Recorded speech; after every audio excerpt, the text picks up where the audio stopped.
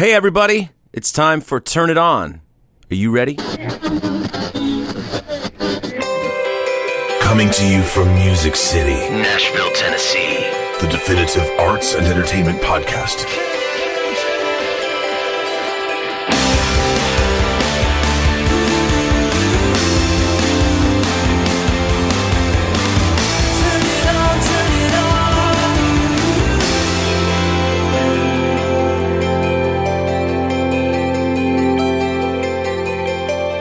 Hello everyone, welcome to another fun-packed episode of my brand new show, Turn It On.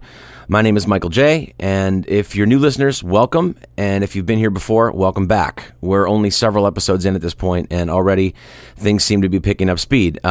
Certain elements are coming into focus for me little by little now, and it's actually starting to feel kind of like a real show, at least to me anyway. This is a music-based podcast primarily, but I'm striving to avoid making it entirely about music. I want the show to be less about the formal interview and more about what other kinds of things we can get to happen when we just throw the script away and have a conversation about whatever comes to mind. Timing and chemistry. These two elements have already come up multiple times over the course of about the dozen or so conversations I've had that you'll eventually get to hear. Timing is everything, as they say, not only in music, but in life. And chemistry is something altogether more mysterious. It's that X factor that raises certain television programs and films to a level beyond comprehension and allows you to suspend your disbelief and almost live inside the characters. And chemistry is the reason why we have bands like the Beatles, Led Zeppelin, U2, that not only create soundtracks to our lives, but allow us to almost have visceral experiences when we listen. Chemistry in life is meeting someone who, from the very first second you see them, changes the temperature of the room and of your heart. And it's innately knowing at that first second that you've experienced someone who's going to be a significant person in your life and not really being able to explain how or why.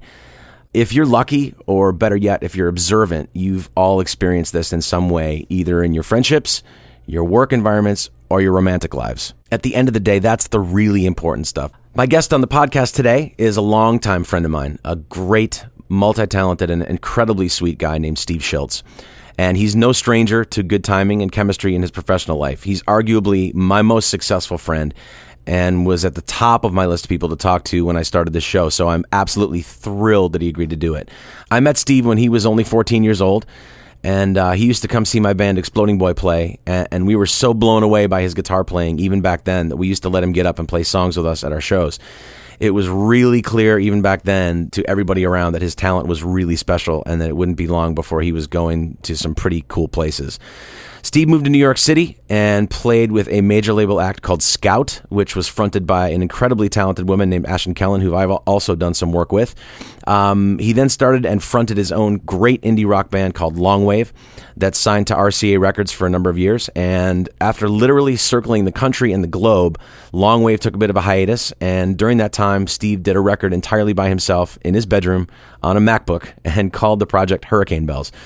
One of those Hurricane Bells songs, called Monsters, ended up being chosen for the Twilight New Moon soundtrack and was the first song to play in the film as well. Aside from Longwave and Hurricane Bells, Steve has also played guitar for people like Albert Hammond Jr. of The Strokes and James Iha of the Smashing Pumpkins, and has literally toured the world opening for bands like OK Go and Coldplay, among countless others. His latest project is a band called Harvard of the South, or HOTS as he calls it, with Justin and Jeremy Furstenfeld and Matt Noveski of the band Blue October. And this episode is jam-packed with music from Steve's illustrious career. I took a trip back home for the holidays to my hometown of Rochester, New York, and Steve just happened to be in town at the same time. So we got together at his mother's house there in the basement, among various pieces of musical gear and a bunch of Longwave memorabilia, and sat down, and it was amazing to catch up with my old friend and thrilling to hear him tell some of the stories about how he got to where he is today. So let's get to it. Here's my talk with my good friend, Steve Schiltz.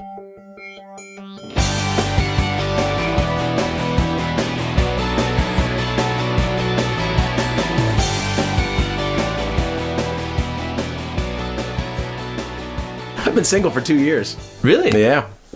How's that? How is that? Yeah. It's been interesting. Well, I have a friend. He moved there a couple years ago, and he's single. I think he's still single. He was with a girl for a while down there, and things were great. But then they split up, And so he was newly single in Nashville, and I just assumed, man, you got to be killing it down there, right? Like, imagine, like, you were in this long-term relationship, and then you're newly single in a new city. Like, aren't you, And he said the same thing. He said, really, everybody knows each other, first of all. Sure. Yeah. And then you're working for people. Yeah. Or they're in the business. And or even if they're not, he just said it's like it's not like New York. I mean, even New York can be a small town in a way, like with your individual circles of spheres of friendship colliding. But he said he had a really hard time, and he just kind of backed out, like thinking, I'm not going to go out to the bar. I'm not going to try to go home with this chick or something because she knows this person, that person. And it's more like a small town than he wanted in that respect. Right. But he did say that it was all like beautiful Southern girls. Oh God, there are so many. He described like, okay, well, there's a lot of beautiful people in Nashville, and there's it runs the gamut. But it's and everybody does kind of know everybody else. But a lot of these girls most of them are married. Over the past 2 years of being single, Southern thing, like they marry young or something? They marry young, or they're very religious, and they I don't know if that's a thing. I don't know if that's what I'm taking from it, but yeah, I've met like almost every single beautiful girl I've met over the last 2 years was like either married or in a very serious relationship, and they don't mess around. It's like that. I would expect them to. Hey, cheat on your boyfriend with me, or no, of course. But yeah, it's a difficult place to be single. It's very, very difficult, especially being a musician and being single. I wonder how it would compare to being in L.A., because L.A. seems also very difficult to me. New York is comparatively kind of easy. I mean, I haven't been single in a long time. Well, but I've had 2 periods in my life in New York where I was single, and it was relatively easy because you just go. There are neighborhoods you can go walk from bar to bar and go out and see this band or this thing, do this thing. And like in LA, you're out there and you go, you probably have to make a plan to meet somebody. But even if you don't, you want to move. Like everyone's got to get in their little car and go somewhere, and you're going to lose that person, or that person's going to go home. Sure. I was in New York was really difficult though, like as far as meeting people. I never had a problem, but it was mostly because you're so suave and this would have been after I was there for a few years. It's the only place that I know where you can go out. And it's Tuesday night, and you go out in the East Village, and you go out with your buddy, and then you might run into someone else like, wow, okay, but maybe your friend goes home, but now you're going, let's go to this place. So it's right down there. It's And so you go down there, and then there's someone else there that oh wow, I haven't seen you in forever, Well, home, I don't know why, but I feel so all alone. Then you come, bearing down like an animal.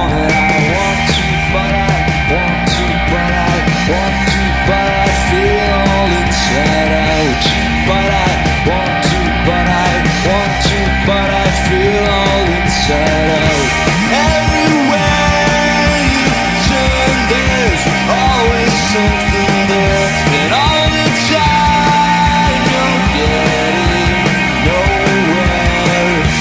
Everywhere, I don't know why, but I get so crazy, and all the thoughts get twisted in knots.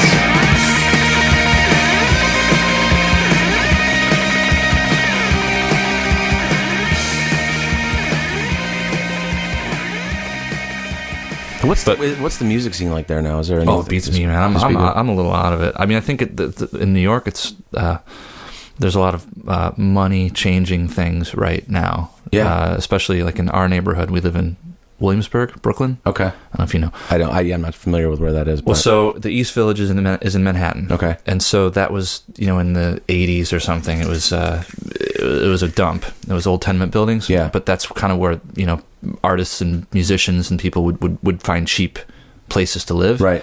And then somewhere around the time I moved to New York in the late 90s, in the turn of the 2000. That started getting like, when I first moved to New York, you didn't go to this one area of the East Village. Like I remember walking there with a guitar once and kind of really feeling like not safe.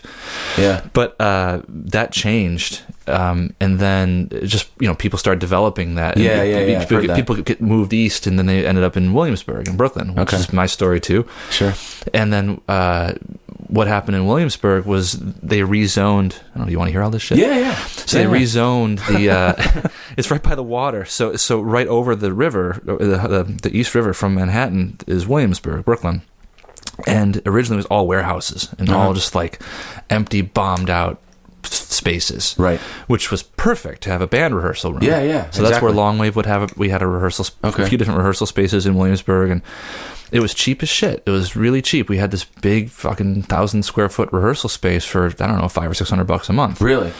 And then over time, more people started coming into the neighborhood. And then what really happened was, I think in 2005, the mayor rezoned the neighborhood. Okay. So all the commercial buildings that couldn't be residential before were now, you could make residential buildings there. Wow, okay. So they knocked down a ton of shit. There's the whole area by the water that looks like the boardwalk in Baltimore or something. Really? Now. Okay. Totally different neighborhood. So it's all like but it's the same apartments and neighborhood. stuff now and like that kind of thing? Huge, like 25, 30-story condo buildings. See, I always pictured New York City like you'd have to have like 10 roommates and live in a that's little... because there's no money. Like, so what happened is like now those buildings, a lot of them are occupied either by like finance guys or right. Hedge fund type people, or it's people that don't even live in New York, like people from Dubai. Oh, okay. They'll buy these like $1 million condos, right? And just someone will manage it for them and rent it out, and they just hold on to it, and then it's a great investment of their money. Sure. But that doesn't really make it easier for someone, like a musician, right? So the way we work it out is we have a rent stabilized apartment. Oh, we've been there forever. Okay, not forever, but years. But if we end up moving, it's daunting for sure. So you asked about the music situation. It was definitely easier from what I remember back when I first moved there. What prompted you to move to New York City? Like, why New York City? Was it? Oh man, what was the choice there? Well, you're from here. Well, yeah, no, I get it, but like, why not Los Angeles or somewhere else? Like, I had a girlfriend, so she moved to New York to go to NYU, and I was either going to go to Boston or New York. I don't know why I didn't think of LA. It seemed too far away. Yeah. I'd never been to LA before, but I had this idea of what LA was in my mind. I didn't want to go there, and I had the idea of what New York was, and I wanted to go there. Right. And so I've considered Boston for a minute, and I think I applied to the Berklee College of Music, but I never went. And I actually got a rejection letter from them, even though I never went. And it said, "Good luck with all your musical endeavors. We're really sorry to inform you that we won't be accepting you into our college." It's probably the best rejection letter you could have ever gotten. I have it somewhere. Yeah, I mean, so I moved to New York to like start a band. So you had the idea to start a band when you were there, like? I don't know when. I think I first wanted to play guitar. I played in Scout. It was my first band I moved. I played in, and then. Pretty soon after that, I got the idea, like, I could probably do this too. But it wasn't like instead of. It was like I was still playing in Scout, and I didn't book any shows where Scout played, because I was very respectful of Scout. So Longwave played in the worst places. How did you hook up with Scout? Ashen. How did you meet Ashen? Yeah. Well, Ashen, I met Nigel was the name of the drummer in Scout, and Nigel and my roommate in Queens worked together at a video store. Okay. And they were miserable. Yeah. And I knew Brian was my roommate's name. Brian would just come home and say, this guy make me laugh all day, and he's crazy. We worked this shitty job. Yeah. And I was a guitar player, and I think he told Nigel, like, my new roommate is a pretty good guitar player. Yeah. And they never had a guitar player. They had a succession of really bad guitar players. One guy, they tell all these stories. One guy would play only barefoot and had his pedals on top of his amp, and he would hit his pedals with his hand.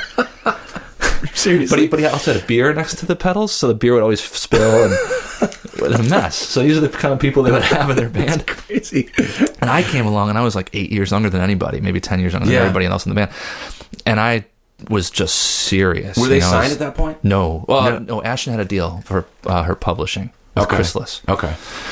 But they were already doing better than any other band I had. I played with a band called Magnet for a minute. Magnet was produced by Dan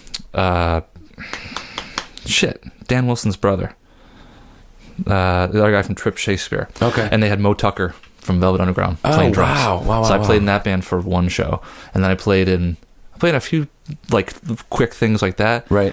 But Scout was easily like the best, and they had that song. Ashen had that song, "All I Want Is You." Do you remember that song? Yeah. Like, I heard that song and I thought, this is. You can tell right away. This is better than anything else I'm playing. It's pretty easy, isn't it? When something is the real thing, you go. Yeah, it's like a light bulb goes off. You're like, wow, that's it. Right. So I had that, and I thought I got and I said, "Who is this band, Brian?" He said, "Oh, this is the guy I work with at the video store." So I went and I tried out, and that was it. I just started playing with him. One of the first gigs was at Irving Plaza, opening for Sunny Day Real Estate, which is a big place, like 1,400 people. Yeah. And then there was Nate from the Foo Fighters was in that band. Yes. Yeah. And then there was like we did a tour down. All of a sudden, the stuff started happening, and then we at one point had Elton John interested in the band. Elton John had a record label called Rocket. Yeah. And Rocket, you would know some of the people they put out, but I can't remember them now. But it was a serious thing. I think it was probably a pet label for him, and there were people running it, obviously. Right. But apparently, Sir Elton had heard All I Want Is You, and he just really was into this band Scout. And we were really psyched. Holy shit. So we got, I think, $5,000 or something from Rocket. We did some more demos. Okay. At a nice place called TMF, which is, I think it's now gone. The Strokes did their second record at TMF. But so, anyway, we did these demos. Everyone was psyched. And then Elton John is playing Madison Square Garden. Like, holy shit. You should really come meet Elton. He wants to meet you. Like, okay. Okay. And keep in mind, I'm 20. Yeah. Everyone else is like 28, 30. Yeah. And we go to the show, but we're there early. Right. So everyone says, let's stop at the bar. Of course. So we're there, and at one point I realized, hey man, like, shouldn't we go over there? Right. And it's embarrassing to say, but it's the truth. We went over there, and we got there, and Elton John was already playing. And we'd gotten very specific instructions. He wants to meet you before. Afterwards, he's gone. Like, he's leaving. He gets off the stage and he's gone. Oh no! So we got there, and there was like very close, amazing seats. And we show up and sit there, and the guy from Rocket goes, "Well, where were you? He really wanted to meet you. Where were you guys?" Oh my god! And I don't know what. I was not the focal person of the situation, but I don't know what I was thinking. We were right around the corner getting shit-faced, Yeah. So, as I said, a lot of lessons in what not to do. When Elton John tells you to show up, you show up. I don't know why we just didn't go early. So anyway, so at some point with Longwave, what happened was I started being like, it started honestly like being a little like embarrassing, stuff like that. I would feel really bad. Yeah. I thought we really, really blew that. Right. And so I started thinking, well, this little thing I'm doing on the side, I'm just going to book it in some of these places where we're playing a Scout. And then it start, like, as soon as we start booking in better places, people would come to see the band, and then it was like, well, now I have to choose. I can see all the little things that once could make me whole. I am everything you wanted. I am everything you wanted. I am everything you need. But I can feel it again.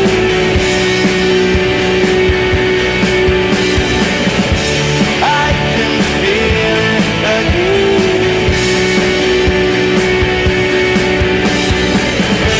I am everything you wanted. I am everything you need.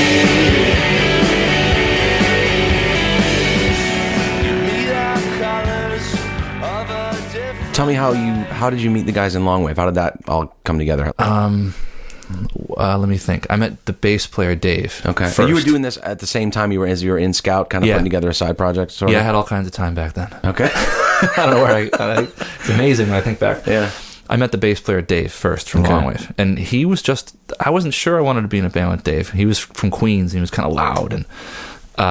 But he had low tolerance for bullshit, and I liked that about him. Like he was sharp. Yeah. Not immediately apparently sharp. but I hate to say it. I'm trying not to sound like I'm not like insulting him. But he just he was a different kind of guy that I'd ever met in my life. Yeah, I remember I met him once. I remember that him kind of like he was like from Queens, you know? Right. Yeah. But like upon growing to know him more, we became really good friends, and then we started playing music, and he would do all these shitty gigs with me, man. So it was just the two of you for a while? Yeah, we had other people playing, but he's the only one that we've managed to make it into a thing. Okay. The first drummer was an oncologist named Chris Krippus, who I recently saw again a couple years ago. Sweet guy. Yeah. And he said he would tell me, Steve, it's great what you're trying to do, and at some point you're going to need a real drummer, and it's not because I'm not good enough or not because I don't want to do it, but like you are clearly a different. He was 37, I was 20. Okay. And he said, like I'm happy whenever you find someone else, like it's not going to hurt my feelings. I'm ready to do whatever gig you want to do. Yeah, he was a very, very sweet guy. And then then I met Shannon next. Shannon's the guitar player. I met him at the job I had at the time on Wall Street doing like back office shit. And then the drummer Jeremy was from Rochester here. Oh, okay. Yeah, I remember him too. Yeah. And then that was the original band. And then we did a record, and we did a bunch of shows. I think we did 100 shows the first year we were a band. I booked every one of them from my my job. Was it all in New York City, or was it all? No. Like we only played once every 6 or 8 weeks in New York. Really? We toured. We went to Chicago a couple of times. Went down to the Carolinas, Atlanta. Went up to Maine. We did this over and over. This was before you got signed. Yeah, I did all this. So you did all this stuff. I don't know where I found the time to do this, but I used to call from the job because you didn't have the internet back. I mean, like, the internet existed, I think, but like that's not how you book shows. It was in its infancy at that time. Yeah, I called the Haunt in Ithaca. Hey, right. Oh, sorry you missed her. You got to call back Tuesday between 3 and 5. Yeah. Fuck, okay, write myself a little note. And then I call back Tuesday. I remember that. Yeah, but I was trying to string it all together. Like it was difficult, but at the same time it was like exhilarating because then when you got shit started to happen, you're like, look at this! Like I'm really doing this. And then we got a booking agent. It was a friend of ours called the Sheila Divine, a band called Sheila Divine. They had this booking agent. I thought that was when you really made it. Yeah. You don't have to book your own show anymore. You know, like that you made it.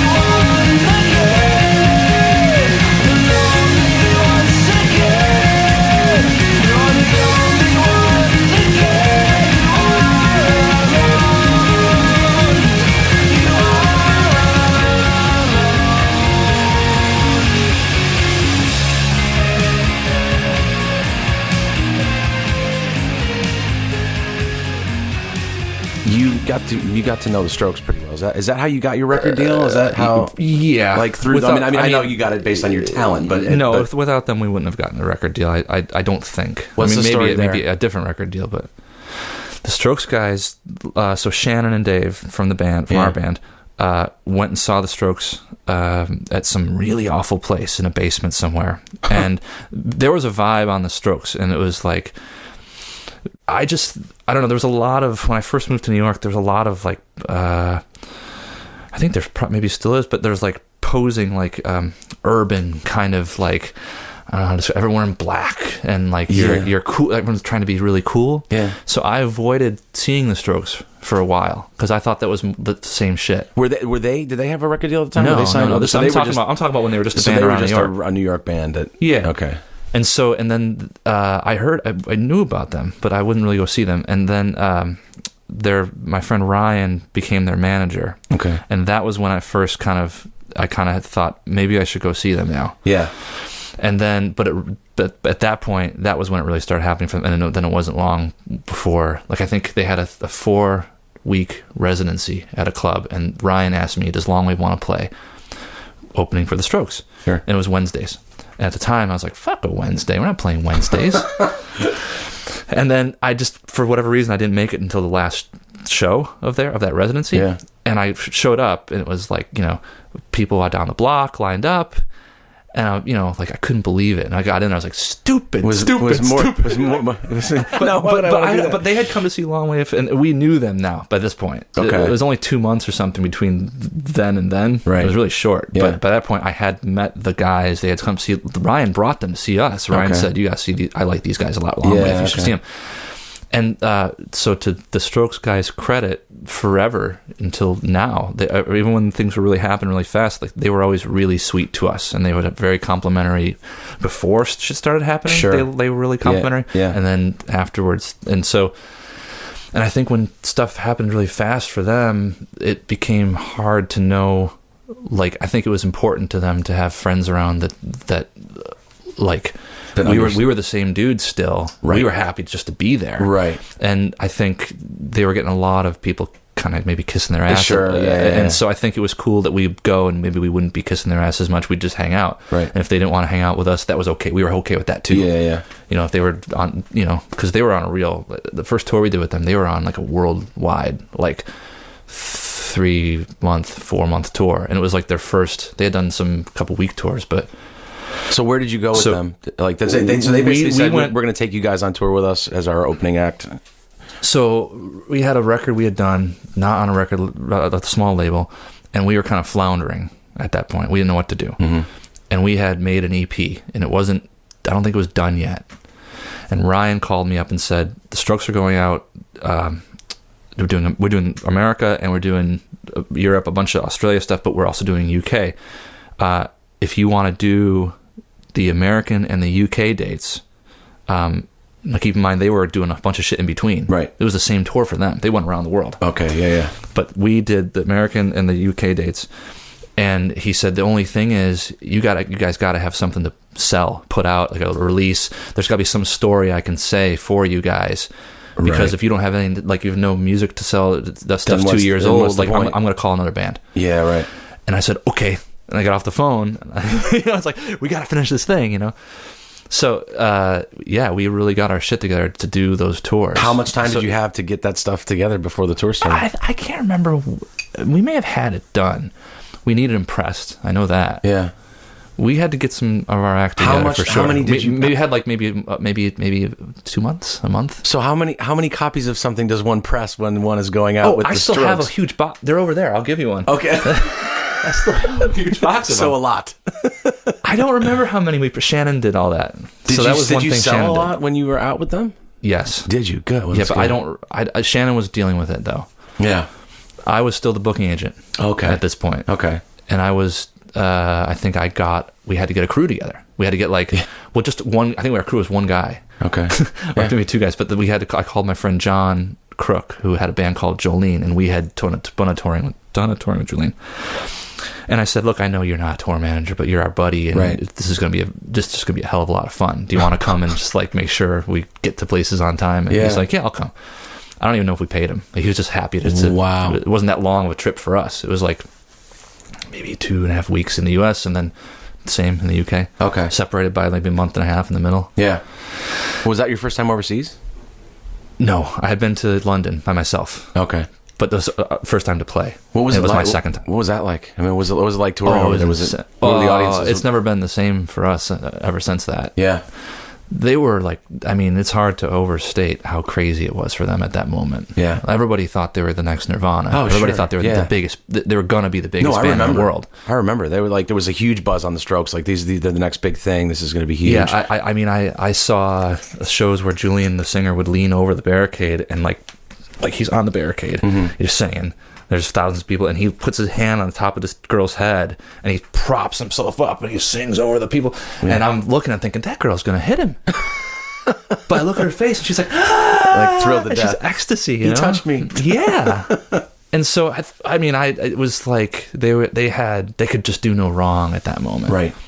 But so when you were asking about Longwave getting a record deal, that was the environment in which we started talking to record labels. And so their publicist, Jim Merlis, I believe, had wanted to co-manage them with Ryan, my friend. Ryan was a young guy, and Jim was a little older, more experienced. Jim had done press for Nirvana. Jim was a real somebody. The real thing, okay. So, but Ryan had a lot of balls and said, no, I'm managing these guys myself. So Jim I don't know whether he just wanted to manage a band or it was just the timing was right, but he became our manager. Okay. And because he was kind of a somebody, he was able, like the next time we played in New York, it was sold out. Wow. Okay. Because of him. Yeah. You know, and I you know, he did a ticket buy, and then he also got people just to show up somehow. I don't know how he did it. But he really made it happen. And then we did that on that Strokes US tour. We had people from Universal Records flying out to the Houston show, and then they flew out again to the Minneapolis show because they weren't sure they convinced us, you know? Yeah. And there was a lot of funny kind of like the Universal guy. I shouldn't say who they were, but those guys were like, those guys showed up and they took us to dinner and they said, if you sign with us, we can get you a tour bus, and we get you like a 4-track in the back. You can like work on ideas, And I remember in my mind thinking like, this is like the scout shit again, but this time I'm smarter than they are. Right? Yeah. Like not smarter than they are in the world, but in this situation, they don't. I mean, they should know that we recorded our own first record, which we did. Shannon had engineered it. It sounds great. Right. I still think it sounds good. Yeah. And we don't need the 4-track, and we're not stupid enough to think that you're going to pay for that bus. Right. We know who's paying for that bus. Yeah, you are. So we're sitting there, and in honest, all honesty, we had met with other labels, but the Strokes label was RCA, and Jim knew people at RCA because he was also the press for the Strokes. Yeah. He did the press for the Strokes as well. Okay. Even though he wasn't their manager, and so. Once we went with one of the RCA guys and he told us, we said, who do you want to make your record with? And we said, Dave Fredman. He said, I think that's perfect. Everybody else said, who? Yeah, so we knew right away we were going to sign with RCA. And they were masterful. I wish I could see it again in my career, in my life. But Jim and our lawyer, Rosemary, who's also the Strokes lawyer, we basically just pulled their team. You pulled the Strokes team in, so yeah. Yeah. Okay. And they just like... They had RCA, which became our label, and then 2 other labels, Universal and Warner Brothers. And they had, Rosemary said, you know what we're going to do? We're going to send them the contract. This is what we want. And then, that's it. And I said, really? Can you do that? It's like, yeah. I mean, what they're going to say, no? And they didn't. Wow. Because, like I said, I think this is the environment because the Strokes were so hot. And this is only a couple months later. Okay. Their record had just come out like maybe 5 months ago at this point. Yeah. Not even 4 months. So this was January and the record came out in September. So I think that it was just like masterful timing on their part. Yeah. And we already knew we were going to go with RCA, but they said, we're going to like leverage, we're going to make RCA think, we're talking to other people. And I think it came down to like a matter of like less than 2 weeks. Really? Where at one point it was like, we're sending the contracts and we're talking, see what kind of money we can get from the disc label. And then like less than 2 weeks later, it was like, I think they're going to back out. Yeah. Like now we go to RCA. Right. And what year was this? 2001. No, 2002. 2002. 2001, 2002. Okay. Like over the winter. Yeah. But like I say, like they really like it was like if they had waited another 2 weeks, I don't think we would have gotten as good of a record deal from RCA because they would have gotten the idea that these other labels have backed off. Yeah, okay. But if we had done it earlier, they were so good at it. It's funny how people know how to manipulate the system like that. It's crazy, isn't it? I don't know how much of that exists anymore. Maybe where you are in Nashville, because people still make money selling records. Doing that. But it's not. There's nowhere near what it was like before. But that was our experience, and that's how we ended up with the label, and that's how I don't think, even though the Strokes personally, I do think they liked us, and they told their label people, this band Longwave is really good. Yeah. I actually do think that probably happened, but it was because we were probably ready to do it, and we were good enough, but it wouldn't have happened the same way without the Strokes. I've run in all directions, north, south, east and west. I ran till night, I caught a reflection, north, south, east and west. But any colors that you dream about, and any words that you tell yourself, all turn to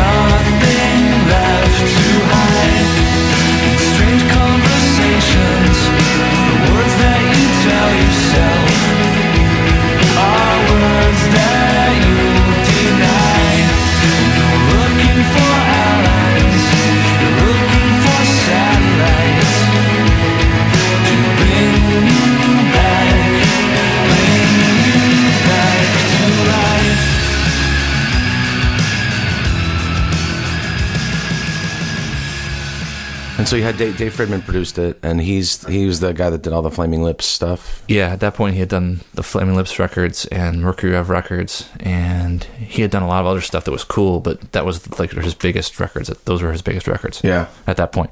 But then later on he went on to do MGMT stuff, OK Go stuff.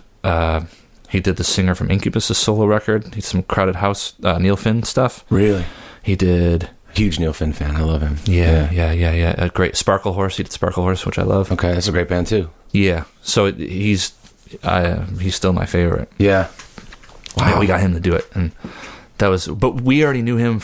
Again, I don't know where we got all the balls to do this kind of stuff. But even before we were talking to, even before we went on tour, the Strokes, in that year or two, we were on tour all the time. Right. We just called him up, and we were going. He's in Fredonia. Is that where he is, really? Yeah, it's Casadega is the town, tiny town. Yeah, I know I know right where that is. Yeah, that's where the studio is. That's where he does everything. Everybody, you got to go to him. That's where you go record. That's great. So we were go to gig in Buffalo. Let's go see Dave Fridman. Yeah. Can we go see Dave Fridman? Yeah. Why not? Let's call him up. Right. So we called him up and was like, we were thinking about, we'd love to do some recording. And I don't really understand how he agreed, but we went over there and we were in his studio, and I can't remember who was recording. I think Rev was there. Yeah. Someone real band was in there recording. And then there's these punk kids in their little van. Yeah. But, on the other hand, it worked out because, we were certain we were going to record with him. When we were talking about, first time we had some money to spend on a record, we were certain it was going to be with him. So you did three records with RCA? Two records with RCA. Yeah, and there was a bunch of other EP things in between. Yeah. By the time the second one was happening, they were going through a merger with Sony, and it was like... Was it a nightmare being on a major label, or was it good? It was great. It was good. It was great. Yeah, it was great. 'Cause I've heard horror stories, from all sorts of people. I think it's because we were set up so well. Oh, from Jump start. Street, yeah. Our deal was really good, and did I just say from Jump Street? I just said from Jump Street. Johnny Depp was our A&R guy. What the fuck is going on? Yeah. Who am I? Mm-hmm. No, it was good. Steve, were you going there from Jump Street? Was it? Yeah. You turn left on Jump Street. Okay, good. Was it 21 Jump Street, 22 Jump Street? Good God. Oh, I got the address wrong. Shit. So, were you headlining stuff for those 3 years? You would doing opening slots and that kind of thing? I'm trying to remember, but I think at one point we decided we opened for a lot of different bands and became friends with bands, and but at one point we told our managers we wanted to start doing our own shows more often. Obviously, if we got offered to open a band that we loved or that was really popular, we would do it, but we wanted to do stuff on our own, because we would go to these places and you see Coming Soon, and you see the bands and you realize it's going to say OK Go up there. It's not going to say OK Go and Longwave. Right. Yeah. And we wanted it to say Coming Soon Longwave. Longwave, right. So, and that actually turned out to be really smart, because we got a really good sense of how much the band was worth, in different cities. Yeah. And we were able to go back, and it started being we were worth something. We'd go to Seattle and we know we'd make this much money. We know this many people would show up. Yeah. We had no idea when you're opening for people. Right. So, and that made it more of a solid thing for a while, Right. Maybe even, it probably still means something now. If we were to do some more shows now, I don't know. Are you guys technically still together, or is it? Yeah, we never really broke up. It's just sort of... Shannon left the band, and that was it. I didn't want to do it anymore. So Shannon, but he had a kid, and he didn't want to be on the road. What's he doing now, though? He still does music stuff. Oh, does he? Yeah, Okay. he and I both he did some music for Dora the Explorer. Really? Okay. He did some commercials for Google recently, and he's recorded bands. He's produced a couple records. Yeah. But in more recent times, he's brought up the idea of playing again. Oh, okay, cool. So it's harder for us to get everything together now. Well, you have a family now too. So I have a family now. Yeah. And it's just, again, I don't know where I found all the time. Yeah. So how did, when... Harder now. Towards when you guys were sort of stopping, kind of, is that when the Hurricane Bells thing kind of came about? Tell me how that came about. Yeah, Hurricane Bells was a bunch of songs that didn't fit with Longwave, or that we tried and no one liked. So it's not always the thing. Yeah, I'm sure you can relate. I've had that experience. My first solo record that way. Well, exactly. That's exactly what it was. So like you played a bunch of songs and Jay makes a face at you. You're well, we're not going to play this song then. Them. They loved him after the record came out. I can relate to that too. Why didn't you present these songs to us? No, I did. You hated them. Yeah. Well, yeah. So right. So in the Hurricane Bells thing was really just I had broken up with this girl and it was like a breakup record in my mind. Yeah. I didn't really intend to do. I didn't know what I was doing with it. I did it just because you played everything on that. I played everything on it. Yeah. But not like drum programming. Like I played the drums on it. Yeah. It was a real. You're also a great drummer, you asshole. I don't know about great. Yeah. I can do what I need. What aren't you good at? Well, so that thing. Sorry. And it was only one of the extra songs was used in one of these Twilight movies, and all of a sudden stuff started happening, and we needed okay, well, who's Hurricane Bells? Like, I don't know. A month ago, or a week ago, I didn't have that name, so it was really really fast. Shit started happening, and then. The song that they used was a Longwave song. So they put your song in the Twilight New Moon. Yeah, but it was a song that we had tried in Longwave. There exists a Longwave version of that song. Of Monsters, really? Yeah, Monsters is the name of the song. Yeah, and it's it's not as good. And we never finished. We never everyone was kind of like this song, right? And I didn't really like how we were doing it either, so I just kind of put it away. And then, I had nothing better to do than just tried it myself with my M-Box, which is less sophisticated than what we're recording on right now. Yeah. And that's all the stuff that the New Moon song was done on this $200 piece of recording gear.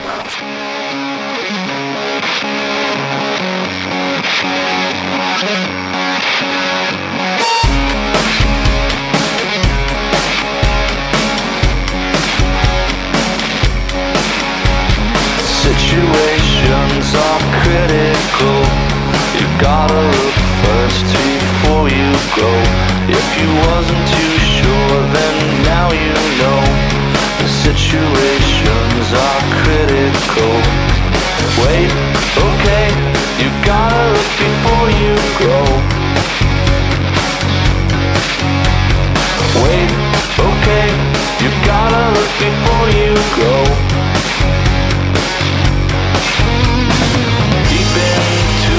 Darkness where I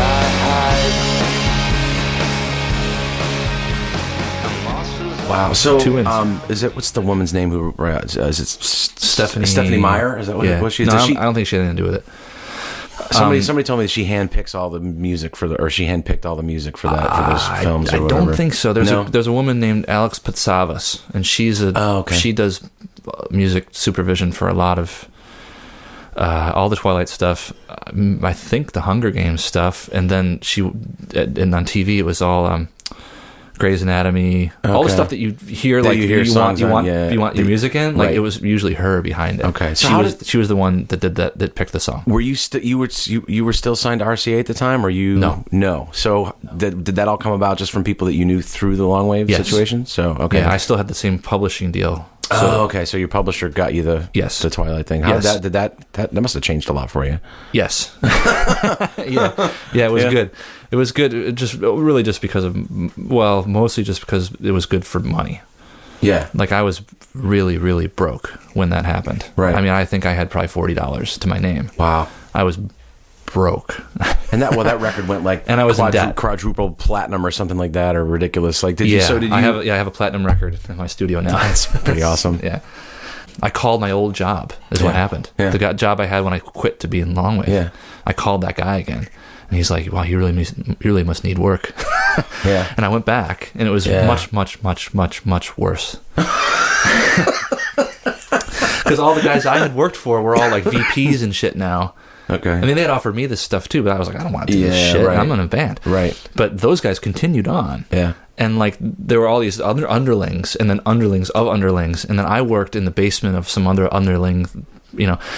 People that didn't want to be there in the first place. Sure. That was really, really horrible. And I was there for about 2 weeks, and then I got the phone call from my manager. You remember that song you gave your publisher? Yeah. No. No, I don't. Which one? Which one? Yeah. Monsters. Okay, I know that song. They want to use it for a movie. Okay, cool. Don't tell. Is it done? No. Don't tell me about it.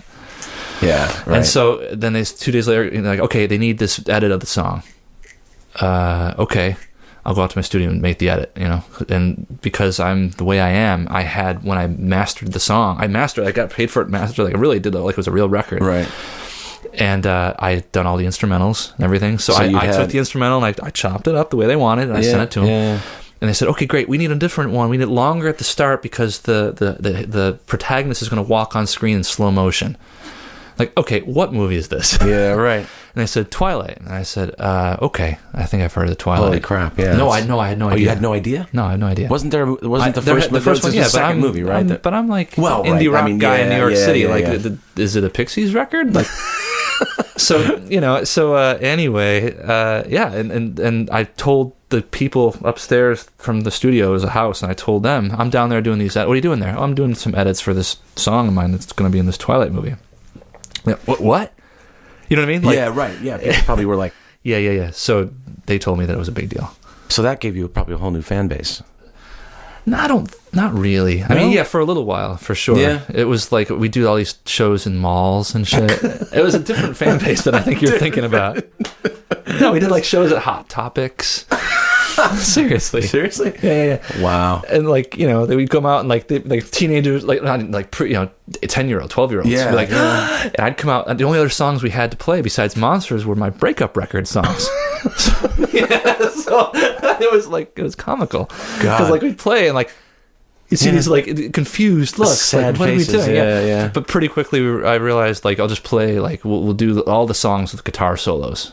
And that worked. That's great. Because I could play the guitar, And so it's like, well, like that's at least something. Even if I'm singing about how shitty my year was, like, right, I play the guitar solo and everyone kind of gets excited, and like, so it all works out, But it was kind of like, that's insane. They picked the wrong guy in a way, but in a way, it was like the song was perfect for what they needed, I guess. So. Sure.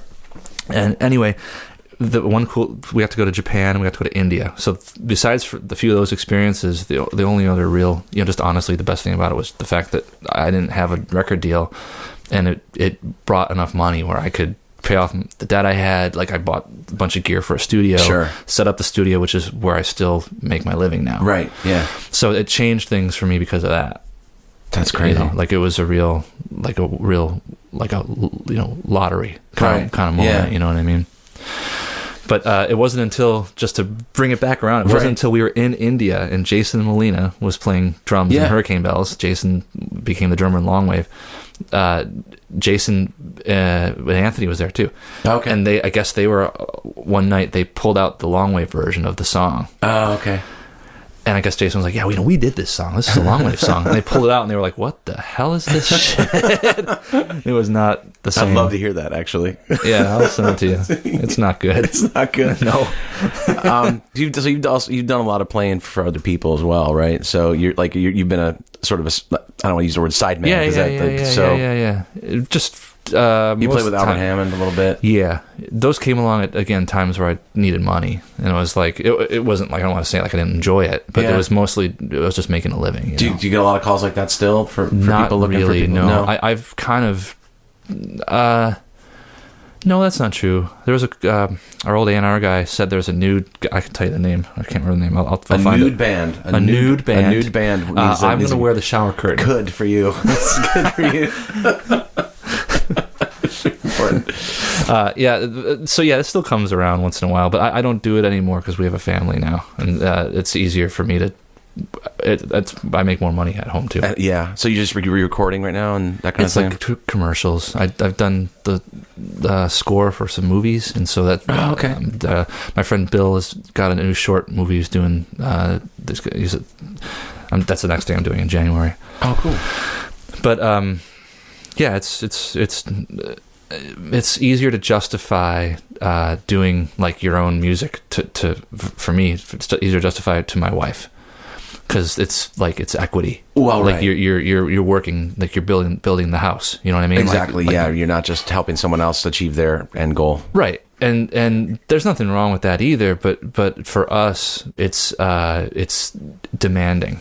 Yeah. So for me to go away, it ain't easy to work out anymore. Well, I don't think I've met her yet, but she's... Yeah, you'll meet her. She's upstairs. She's got to be a strong woman to know put up with huge biceps. Huge biceps. Yeah, put it with me. Yeah. Well, I mean, it's not. I've talked to other people about this. It can't be easy to maintain a relationship. And no. Well, she used to. You can probably relate to this as well. She early on in our relationship, she would ask me, "Well, so what's your plan?" Right. I'm like, "Well, this is it. Yeah. I don't know how to. Well, what are you gonna do? Like, well." I'm probably going to work on some new music until someone calls me for something else. And then if I get enough music together, I'll put a record together and I'll call someone to do something for my music. Right. And this is just the plan. And you tell her that. And she's like, she came from a business school. Okay. So very much originally. Yeah. And she was like, that's not a plan. Yeah. Like, well, that's the plan. I don't know what to tell you. And so it took a long time for her to kind of get the understanding that it's more of a long-term, like if you're in it, you're just in it. Well, yeah, you can't help it. Yeah, it's a disease. It's something but it's like it's not like I'm going to do this and then in 6 months this shit's going to happen. Right. You're like, I'm going to do this and then maybe. Hope, yeah, and then like, but maybe what I've found is if you work hard and you keep doing good work, you'll have more work. Sure. And work begets more work. That's how it is in Nashville too. And even more specifically, the kind of work you do, that kind of work will come along, which is important to understand, because if you're a guy that does sideman stuff for years and years and years, then you try to talk about your original music to someone, they're gonna like, yeah, okay, maybe I'll listen to it, and maybe they'll listen to it. But like, if you hold hard to like, and I do this, right? Like, even if it's harder, it ends up being, if there's any success, you'll get asked for more of it. Yeah, you know what I mean. And it's the same thing with the jingle and TV stuff too, where I started doing that stuff, and then eventually realized, well, that's a way I can make money while I'm doing this other things that I want to do.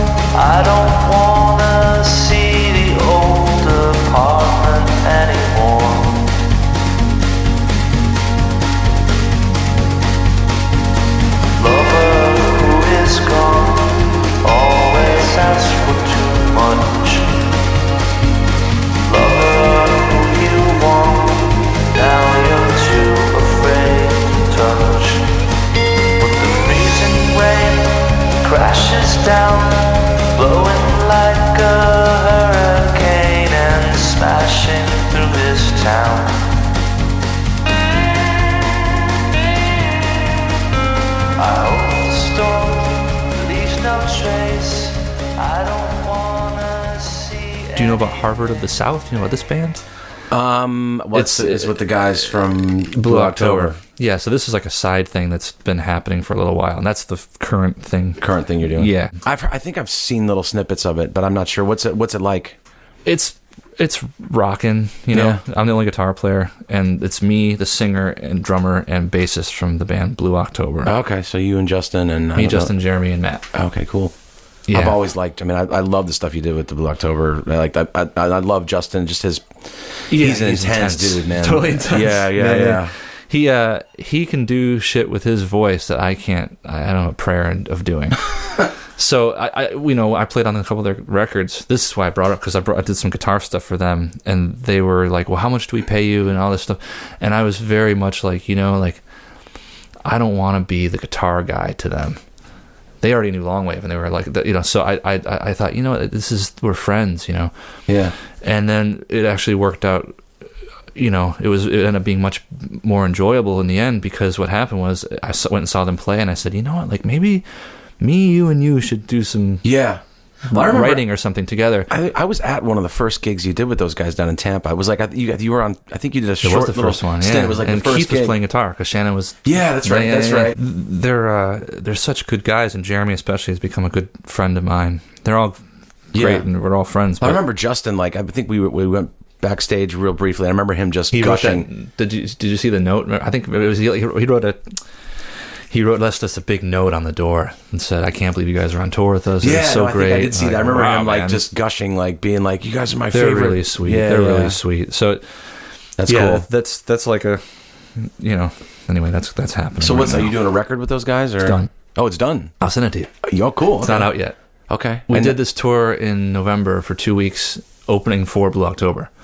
Oh, so you guys? I really got into the Blue October world. So it's their fans are really like that is pretty what hardcore, which is crazy. They're great fans. Yeah, the Blue October guys are very fortunate, and they know they're fortunate to have that kind of. They just want to know like what everybody in the band's doing, like perfect fans. Yeah. So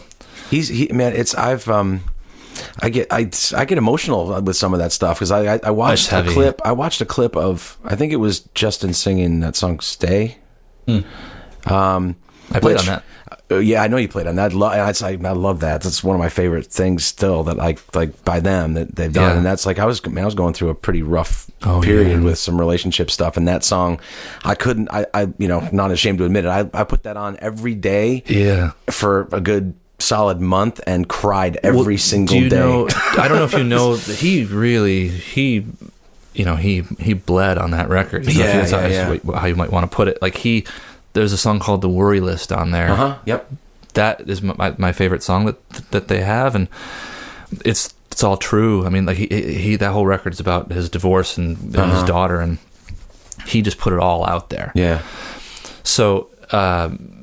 But the thing is, it's all true. It's all like when you hear it, like it's honesty. And that song in particular, the Worry List song, like I get choked up when I hear him sing it because there's stories that he told me about like all these heavy fucking things. So anyway, I thought that'd be a hell of a lot of fun to make a record like that. Let's go make a record with that guy. When there's no hidden chest, there's no sunken treasure. Along the way, I'm holding out for a miracle. I follow. I'm holding out for a miracle. Along the way, you're crawling back from the barricade, and I follow.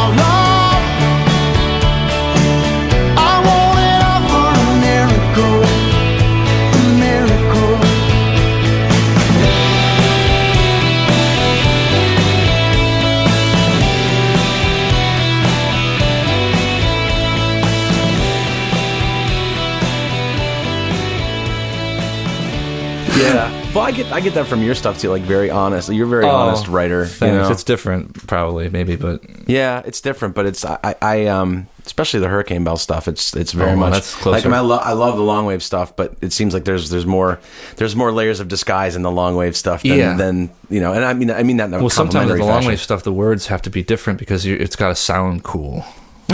I mean, not to be a dick, but like it's got to sound right. It's the sounds of the words. Serious. I mean, sometimes the song will be the guitar line is the basis of the song, and you're like, well, it's not the I only have 2 verses and this is it. This is the song. The arrangement's done. Right. I'm not going to develop a narrative over the it's got to sound cool. Yeah. Exactly.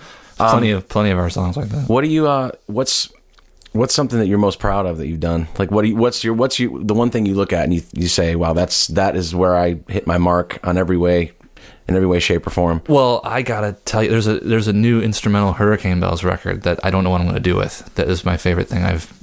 Really? I really love it. Instrumental. Yeah. It's just a Hurricane Bells record because it's the same guys that ended up playing for the last couple of years. I love that record. It's brand new. Yeah. I've been trying to finish stuff. We have a new baby coming. Do you know that? Yeah, I knew that. Yeah. Congratulations. That's awesome. So I've been trying to finish a bunch of music, which is why the Hots Howard of the South stuff and this I other think stuff. that's what I've always respected about you so much is that you don't tend to look back very often. I've kind of noticed that you always kind of focused on what's coming next and you've amassed a really impressive body of work, man. Like it's kind of like, I mean, it just keeps. Thanks. I'm glad to see that things are still moving forward and things are. I know, still it's coming. amazing, right? It's amazing. It is because I have a hard time with that. Sometimes I'm sort of stuck on this thing we're gonna get to that in a minute. I'm gonna turn it around in a minute whenever you're ready. Oh no, or maybe you're ready now. I'm always ready. Well, I've been thinking about this a lot because I knew we were gonna be talking today. Yeah. There's songs. So if I don't know if you're going to edit this out or not, you might get embarrassed. Maybe. No, probably not. Maybe. So okay. Well, so if my perspective, I only have my perspective on anything, right? Sure. So my perspective is that I was a 14-year-old kid here in Rochester, and your song was on the radio. Yeah. And then my dad's friend, who had recorded me in his little home studio, also brought his demos to Tony Gross. Okay, which was my manager at the time and producer of the records I was. And my dad's doing. friend really wanted Tony to either, I don't know, maybe just give him advice or like help him finish the recordings. Sure, I don't know. Sure. But in the process, he said, and there's this kid that he's been coming over. Yeah. And he played for Tony, and Tony said, I guess, I really want to meet this kid. Yeah. So through Tony, I met you guys. Right. And this is like, to me, like you guys were, like, you were real stars. You're on the radio. No, but to me, it was really incredible. And then I went and saw you guys play at, I believe, like a state fair. Yeah. And I remember a few very specific things. I remember that you were all very, very nice to me. Yeah. And then you had to leave to go change into your stage clothes, you said. I gotta put our stage clothes on. Those were your words. I go change in my stage God. clothes. I thought, wow. You too someday can have your very own set of stage And I just clothing. remember, like, okay, well, I'm going to go sit with my dad. Or maybe it was my mom, I think. I don't remember. And we sat, and I remember the stage was dark. Yeah. And I remember all the rack unit stuff, Sure, the lights on the amps, and Anthony's tuner going back and forth in the rack. Right. Like, wow. I could not believe how awesome this was. I know you knew you were a musician because you liked lights. I was totally overwhelmed by how awesome it was. And so, yeah, and you played. I don't remember anything about you guys playing, to be honest. Yeah. But I remember the spectacle of it was so intense for me. And then my mom, so Tony used to take me to your shows. My mom would take me to see you play. And she dropped me off, on school nights. Sure. It was amazing. Yeah. I was 14. And Tony would say, don't worry, I got him. Like, I'll make sure he doesn't drink or anything. But I had no intention of, I was just there. Like, I was like, agog, like watching. Yeah. I mean, I remember going seeing you play at the Horizontal Boogie Bar. Yeah. Yeah. And you guys played Stranded with the sequence. Sure, yeah. And I remember that was the first time I heard the song. There's a sequence like, who's playing that? This is amazing. Magic. It really was magical. And then, and I remember all these milestones in the band's career. Anthony cut his hair. Oh yeah. Holy shit. Yeah. We were a bunch of long hairs back in the day. Yeah, there's all crazy. these big things. And then somewhere along the way, this is the truly amazing part of my story with Exploding Boy is that I asked you, I don't know how I got the balls to ask you to do this, but you played the bass at my high school talent show. So keep in mind, you were like, in my mind, it was like asking Bono to come down and play the bass in your high school talent show. You were on the radio. Yeah, well, yeah. Like I don't know where I got the balls. But this was really like, I have a picture upstairs. I know. Of you with long hair playing the precision, Anthony's bass. Yeah, I remember that. And my hair is long and embarrassing, and I'm playing my Strat. And we won. I remember that. I remember just thinking, yeah, that'll be fun. That's like, why not? When was that? 95 or 95 or something like that. Okay, that makes sense. Yeah, I think so. Yeah, 90, not later than 95. Okay. See, I remember you. Not earlier than 94. I remember you as very gracious young gentleman who the records had a lot of effects on the guitars, and you had learned all the parts without like you like I had a delay pedal doing half the work for me, and you learned the parts with you didn't have a delay pedal. I didn't know that was a delay pedal. I thought this guy Mike's a badass. Well, I better learn his and shit. that blew me away when you showed up with your Strat and went, "Oh, I learned this song that had all this slapback delay on it that was going tick tick tick," and you learned the part without the, Yeah, that was tough. Well, then I think we like it became a thing where we were like, we got to get Steve up to play because man, you just were you were this 14-year-old kid. The guitar was bigger than you, and you just were like shred away and blow people away. It was awesome. I don't remember playing. I would black out. I've blocked that part of my life. Well, out. no, I just remember thinking, oh my god, there's people here. I got to play. There are people here. Yeah, you always killed it. I was a kid. Yeah. I was just impressed with the whole, like, they have road cases. Yeah. Holy shit. Yep. And every bit as broke as everybody else. I didn't know. No, remember you drove me home from, I think I went over to rehearse. We did play that All Along the Watchtower. Yeah. I remember you drove me home in the van. The band van. The band van. Yeah. And I don't remember. I think at the time, me and my friend had been playing music together, and I was like, well, I wrote these songs, but he says he wrote part of the song. And you were like, well, if you wrote the song, then it's very difficult. You have a band. You got to decide what you want to do. Right. It was like pretty heady conversation for a kid to be having. Yeah. But you were very, very nice about it. We go through this in our band too. Yeah. Oh yeah. And I was like, really? Split the writing up. Yeah. Well, it was very educational. The whole thing. That's crazy. And then I had all these bootleg tapes of you guys that I would listen to. I wore them out. I listened to them so much. I'm sure I still have them too. And I had demos of yours. I had Borderlands. I loved that song. Oh God. Yeah, I remember now. Yeah, I think you should play that song. Oh, man, I can still have that song in my head. It's still it makes me happy to hear this, but I'm so proud still of all that you've accomplished and achieved, man. It's ridiculous, and it's like and there's no more deserving or sweeter guy in the world than you. And we can sit here and just stroke each other more, and but I want to hear. I want to make sure we got that thing with the high school talent show out in the open. Okay, that's good. As long as we have that. I know it's audio, but if you could somehow make that picture. If you get me the picture, I'll post it wherever we get this stuff up really? and put it up. Yeah. I'll find it. I know it's upstairs. Yeah, I want you to play a couple things for me if you don't mind. Shit. All right. Oh yeah. I want you to play for me, Steve. Let me I'm gonna turn this mic around and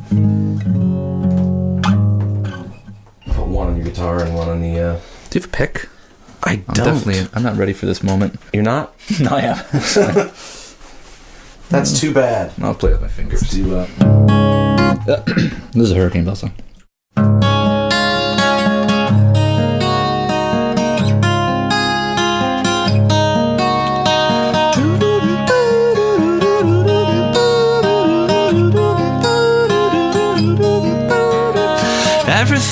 Everything's going right.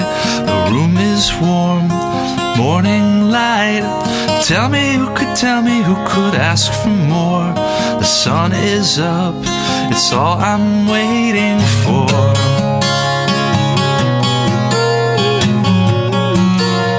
It's all I'm waiting for.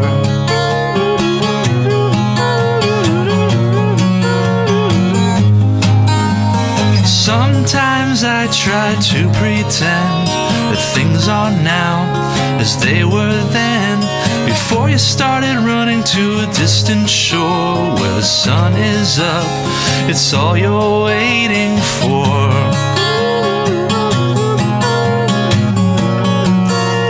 It's all you're waiting for.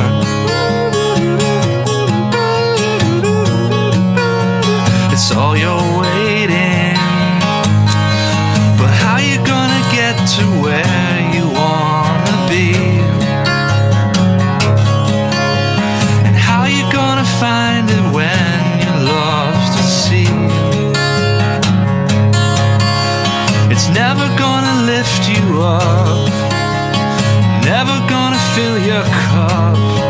Oh, so how you gonna get to where you wanna be?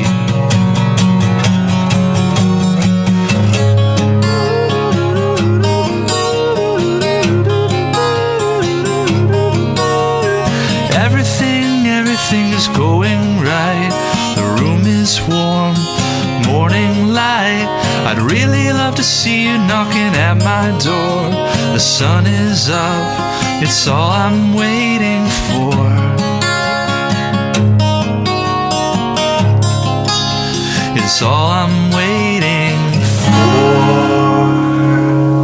Awesome, man. Steve, thank you so much, man. I'm honored that you wanted to talk to me today. So Thanks for sweat. I'm happy to see you. I'm happy to just get to hang out. I love you, buddy. Thanks, man. Appreciate it. Right on. Yeah, that's good. I hope you guys enjoyed that talk as much as I did. I had an awesome time there with Steve, and it was fun to reminisce and talk about all the things we did. And Steve's had an incredible career, and I'm just so proud of him. You can find all the music featured on today's show by Steve Schiltz's various projects, Scout, Longwave, and Hurricane Bells, on iTunes or your favorite online digital music retailer. The Harvard of the South EP called Miracle is only available as a physical copy online at the moment, so do a search for Harvard of the South on Facebook to link to their merch page, and you can find it there. It will be available in February in digital and other formats as well, and the full Harvard of the South LP will be available later in 2015. Our official website, tiopod.com, is coming soon, so stay tuned for that. And you can also look us up on Facebook. Just do a search for Turn It On Podcast, and you'll find us there. Give us a like, tell your friends, and thanks again for tuning in, y'all. I appreciate it. I hope you guys enjoy what's going on so far. There's tons more to come. I'm going to leave you now with a song called Hurricane off of an EP that Steve was kind enough to give me by Hurricane Bells called There's Nothing Precious in the Past. I don't believe it's out yet, but it should be soon enough, so keep looking for that. And thanks again for tuning in, everybody. Thanks again for listening. I appreciate it. Much, much more to come. Stick around, and I will catch you all on the flip side.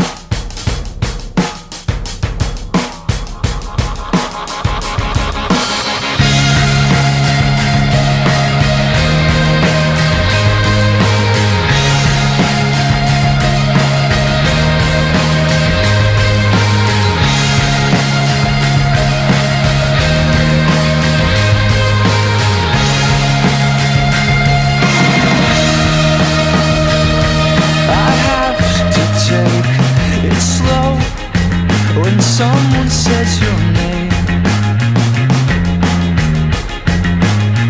Oh, and friends that come and go with faces all the same.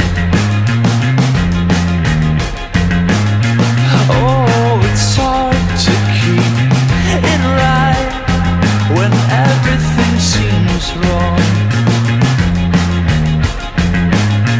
Oh, but it's all the past you know has gone away, gone away now. I lost you to the hurricane.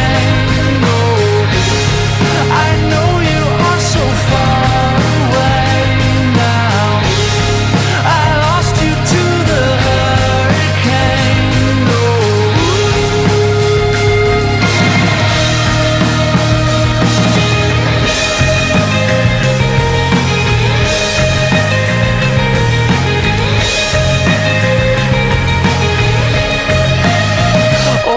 I know it's hard to say while falling to your knees.